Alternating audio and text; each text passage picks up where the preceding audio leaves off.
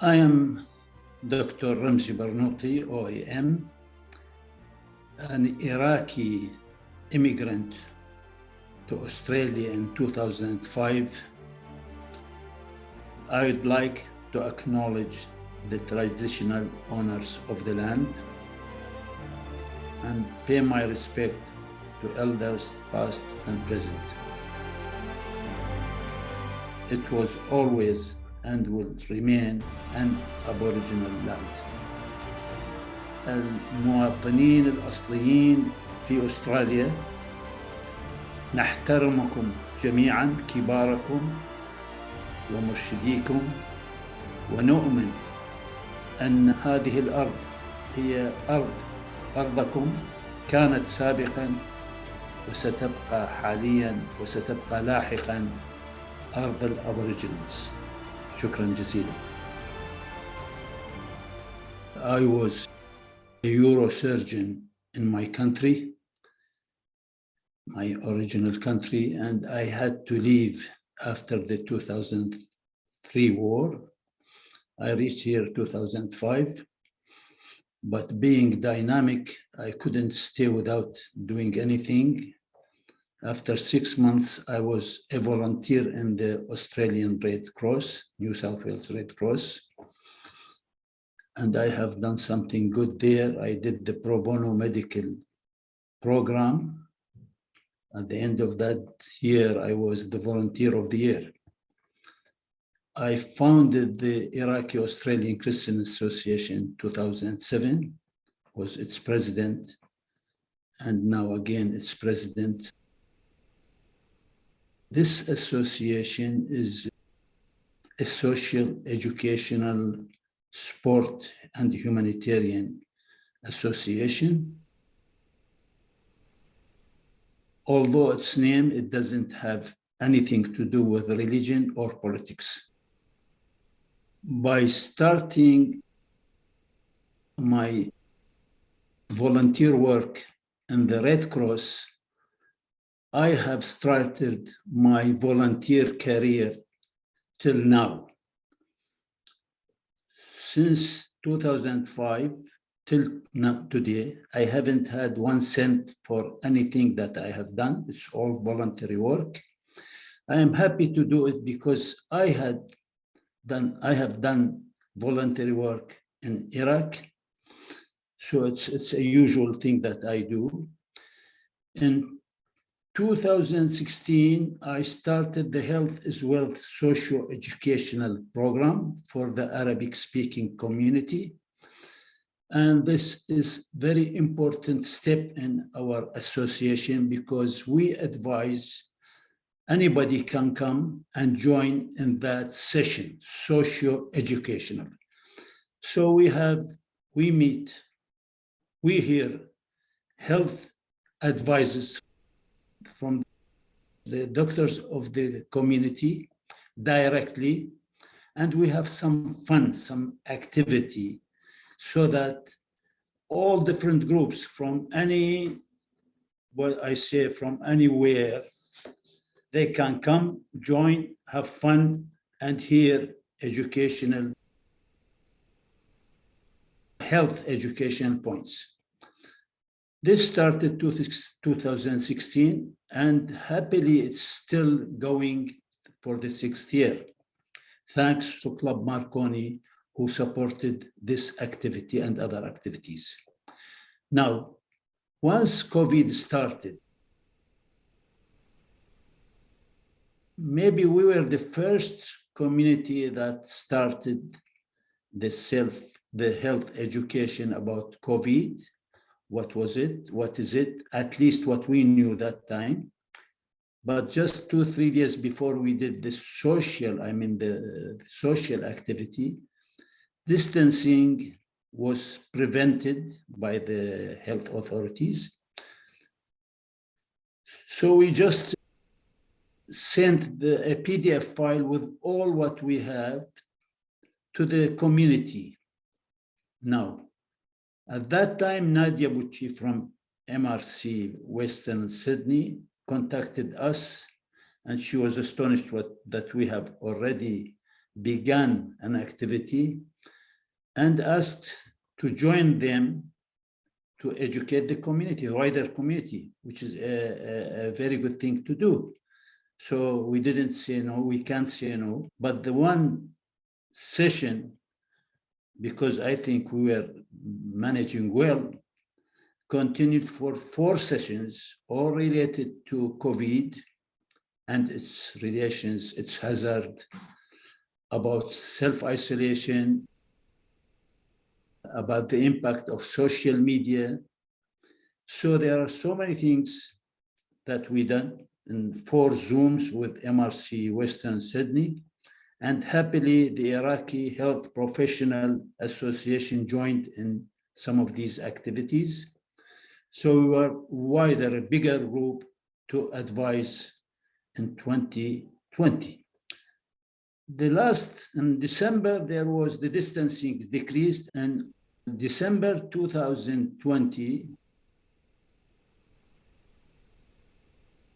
Ms. Jin Samaan from WHO epidemiologist was visiting her family, and she joined us in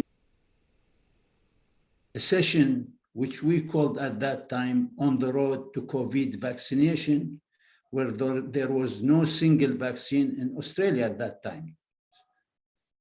And other doctors joined.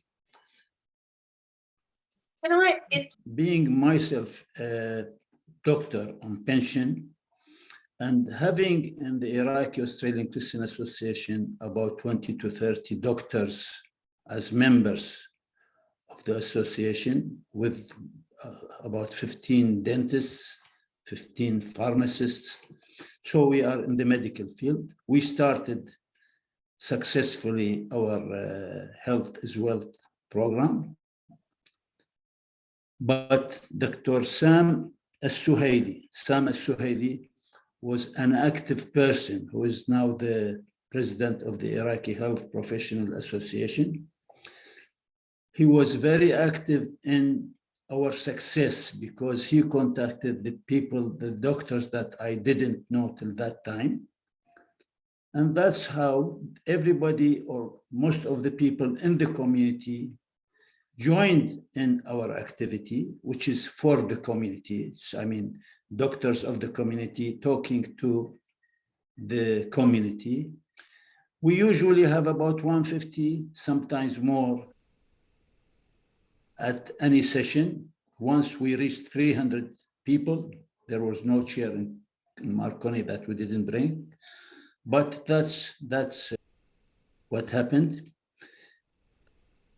In 2021, COVID was a sort of almost, there was not much problems in Australia, but we updated, in every session, in every activity we do, COVID update is one of the things that should be talked about, even 10 minutes, to tell the community what's happening.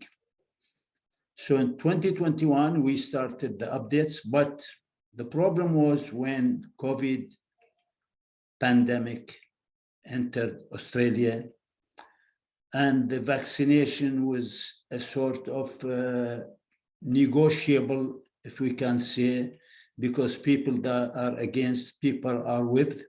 And that was the hard time when we wanted to convince our community to vaccinate, when we were not sure at that time, is it safe or not safe? Can it be a sort of, because it was under trial.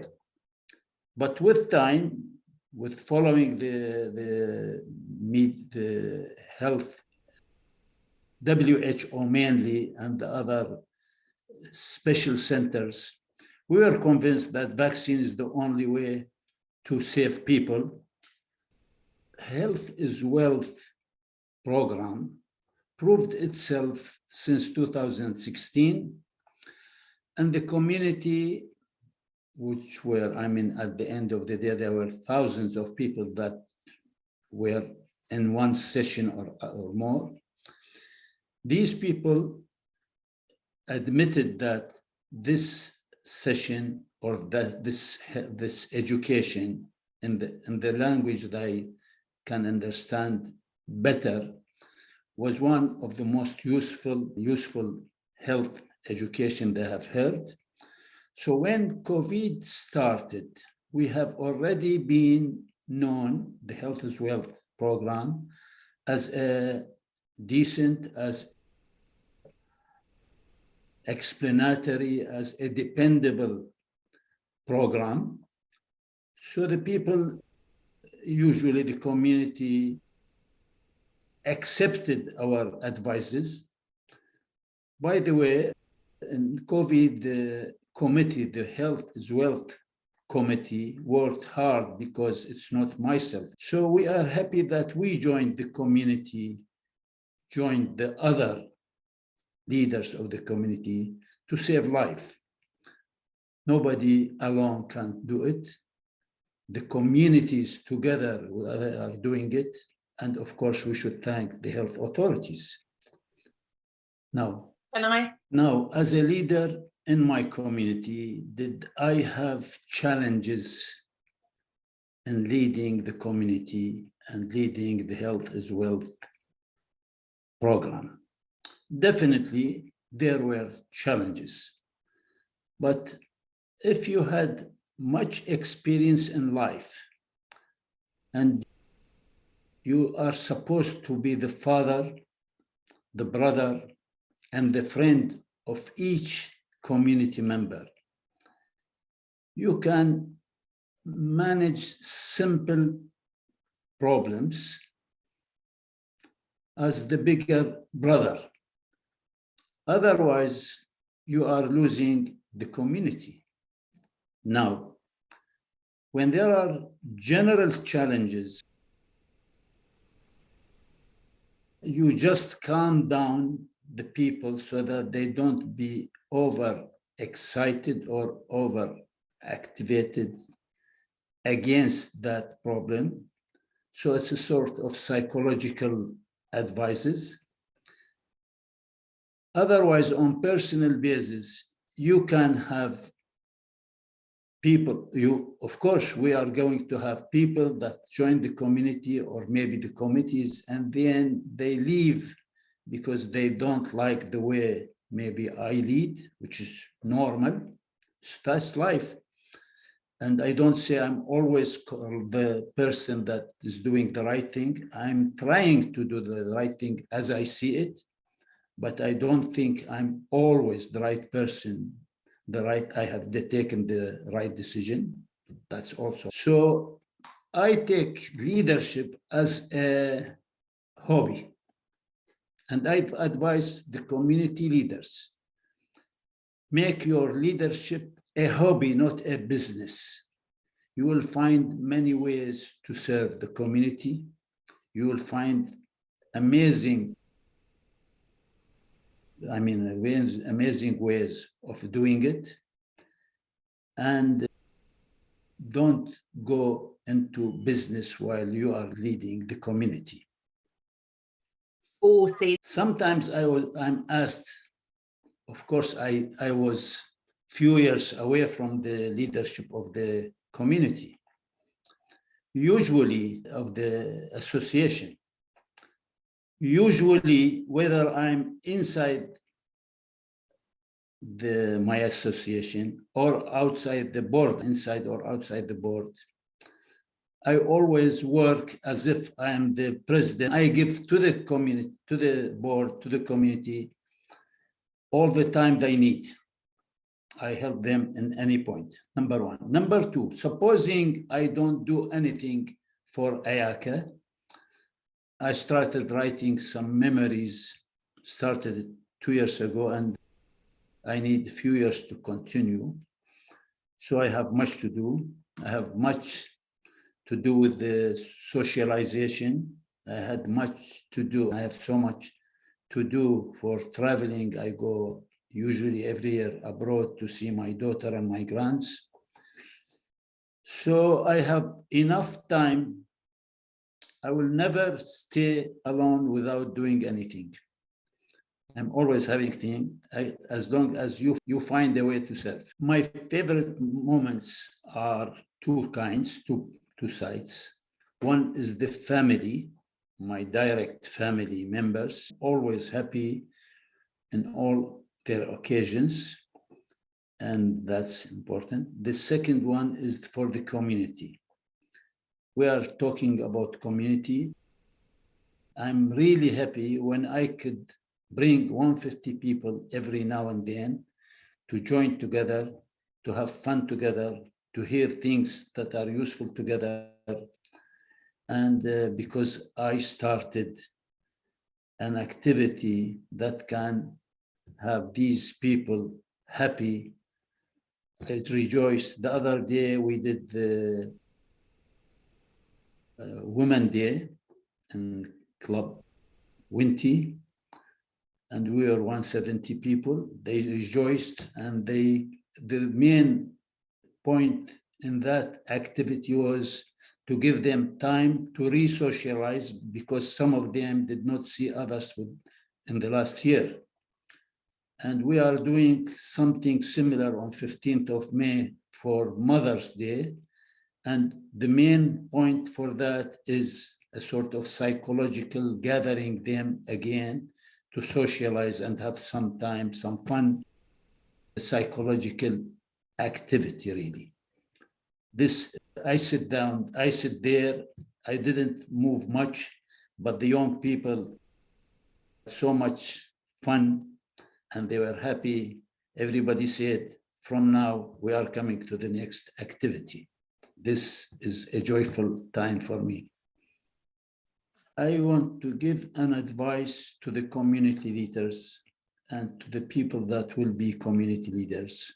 Once you work as a community leader, never put your personal issues or thoughts in that community, because it will ruin part of it.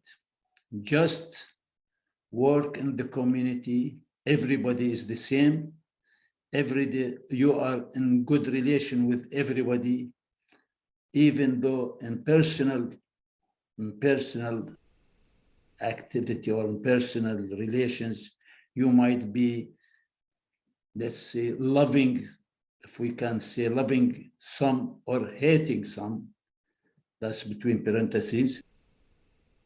You should work as if all of them should be on the same level of service.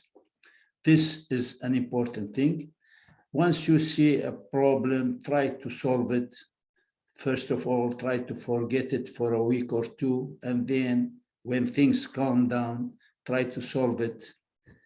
My advice to the community leaders, or the will-be community leaders, to treat all members of the committee with respect and equality, and don't put your personal views at work. A message to the political community leaders: don't quarrel on major things. Let your specialists sit together and decide what's the 5 years or 10 years or 15 years problems are, to solve them. And you can quarrel on the tiny, silly things, because by this, you will be building the country instead of quarreling and making a mess in the community. I should acknowledge first my community for their support, my health and wealth committee, especially because they are doing lots of activity. Then I should thank Club Marconi, which supported our activities for the last 5 years. Then I come to the MRC Western Sydney and the Iraqi health professionals that supported each other to advise the community in dangers in the COVID I should thank the member of parliament because he joined us in one or two of our activities and he supported us in the parliament. Of course, last but not least, my family, especially my wife, who is away, although we are at home, we are away from each other because I'm serving the committee, I'm on the computer and she's alone in the hall for hours and hours. Thank you.